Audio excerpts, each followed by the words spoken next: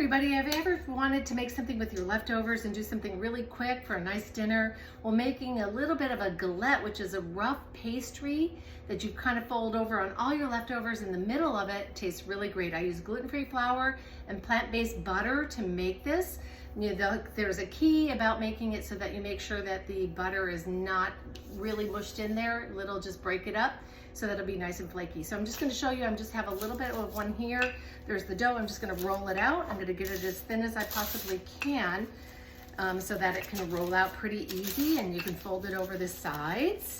It's a little bit different working with gluten-free flour. It does get a little bit more broken up a little bit than regular gluten flour, but it works pretty well when we use the 1-to-1 flours.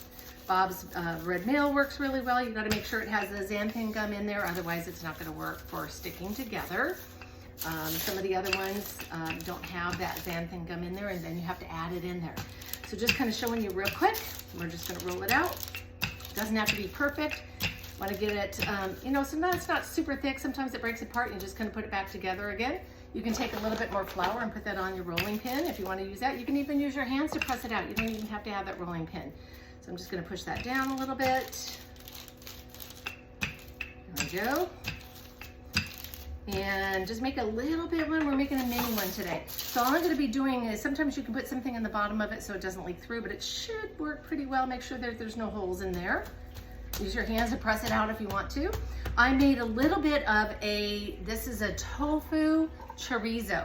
So I'm just going to put the tofu chorizo in the middle of it. It has a little bit of red onion in the middle of it as well. We've made all kinds of galettes. This is just one that I'm making to show you some of the things. I'm going to be having a class coming up at Seaside Spiritual Center on December 8th. It's a Friday from 4 to 7. We're going to be making some galettes. You get to make one. And it's going to be a savory one and then also a sweet one. So I put a little bit of that. I have a little bit of, these are red peppers that I kind of sauteed. I had a lot of extra peppers, yellow and red peppers, so I actually I roasted them, so they're a little nice and roasted. I'm gonna put in a little bit of that. I have some greens from my tower garden. Look at this. Where's this? There. This is a mustard green. Isn't that beautiful? So large mustard greens. These are really great sauteed with olive oil and garlic, but I sauteed them a little bit, and I have Swiss chard in there too. I'm gonna add some greens. It's always good to have some more plants.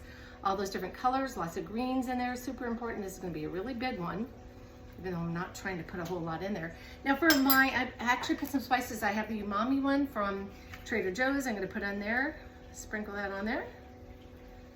I'll be showing you how to make a really good dough for that and what other things that you can combine to put in it. I have a little bit of cumin seeds. I love the taste of cumin and cumin seeds. When I do my Indian food cooking, I put a lot of cumin seeds in there. Sometimes you can saute them, brings out the flavor. This is a dairy-free feta. I'm gonna put a little bit of that on there. I make my own feta too, and I'm gonna do another one with my feta as well. There you go. You can put more on there if you want to. Kind of push it down a little bit. Hopefully you can see that. Nice to have a little bit of that flavor, that saltiness. And this is a really good brand. This is a really good one that tastes really good. You've got to make sure that you taste these vegan cheeses. I'll be doing a class on vegan cheeses as well coming up. And then I'm just going to go ahead and fold that over. If it breaks, you just kind of reseal it up a little bit. That one's a little bit thick on that side. Make it super quickly. Fold it up. Fold it up. Press it down. Seal anywhere that you need to seal it. If you have oil in there and things like that, it can run out of it. That's okay. I don't have any oil on this one. You can brush it with a little olive oil if you want to. I brush it with a little bit of almond milk. If you're not vegan, you can do a little bit of an egg wash on the outside and make it brown a little bit. Whatever works. There you go. It's going in the oven. I'll show you when it's done. Galette coming out of the oven. This is the one that has the gluten-free flour. I actually you can put a lot of different things in there. In the class that I'm coming up with in December 8th, we're going to be doing roasted caramelized butternut squash and onions and some vegan cheese and things like that. We might even do a spinach one. I'm going to come up with a couple different savory ones. But here it is, and you can actually cut it with maybe a pizza cutter if you want to. It's nice and flaky. Yummy. It's still steaming. It hasn't cooled off very much.